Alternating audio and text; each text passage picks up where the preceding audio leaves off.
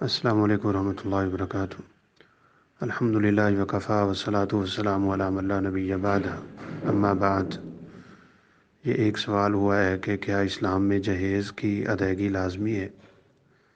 تو جہیز کے سلسلہ میں ایک بات تو یہ ہے کہ یہ عربی کا ہی لفظ ہے جس کا معنی ہوتا ہے سامان۔ قرآن مجید میں بھی اور کچھ احادیث میں بھی اس لفظ کا استعمال ہوا ہے۔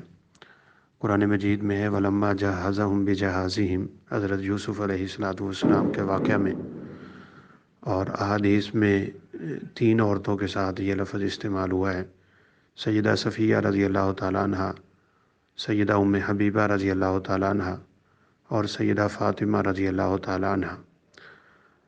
ان کے بارے میں بھی یہ لفظ استعمال ہوا ہے، جہازہ رسول اللہ صلی اللہ علیہ وسلم فاطمہ تھا، اس طرح کے الفاظ دیگر میں بھی ملتے ہیں۔ تو اس کا معنی ہوتا ہے تیار کرنا، سامان بنانا۔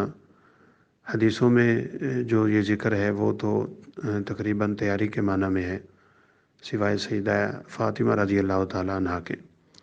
صفیہ رضی اللہ تعالیٰ عنہ کے بارے میں بھی ہے کہ ان کو غالباً ام سلیم نے تیار کیا تھا، اور وہ تیاری جیسے دلہن کی ہوتی ہے وہاں یہ مراد ہے۔ اور ام حبیبہ رضی اللہ تعالیٰ عنہ کے بارے میں ہے کہ نجاشی نے ان کو تیار کیا تھا، تو وہ بھی اسی معنی میں ہے۔ البتہ سیدہ فاطمہ رضی اللہ تعالیٰ عنہ کے بارے میں جو الفاظ ملتے ہیں، جہز رسول اللہ صلی اللہ علیہ وسلم فاطمہ تھا فی خمیل و کربت و وسادت، یہ 3 چیزیں دی تھی رسول اللہ صلی اللہ علیہ وسلم نے، ایک چادر تھی، ایک مشکیزہ تھا اور ایک تکیہ۔ تو اب ہم اس بات کی طرف آتے ہیں کہ ہمارے ہاں جو جہیز دیا جاتا ہے بچیوں کو، اس کی میرا خیال ہے کئی صورتیں بن سکتی ہیں۔ کچھ لوگ تو شان و شوکت کے اظہار کے لیے بطور فخر، ریاکاری، اسراف اور فضول خرچی کے دیتے ہیں، کچھ اپنی بچیوں کو وراثت سے محروم رکھنے کے لیے بھی دیتے ہیں، اور کچھ لوگ بس دیکھا دیکھی جیسے علاقے میں رسم و رواج ہوتا ہے اس کے مطابق دیتے ہیں، تاکہ قرض لے کے کیوں نہ دینا پڑے۔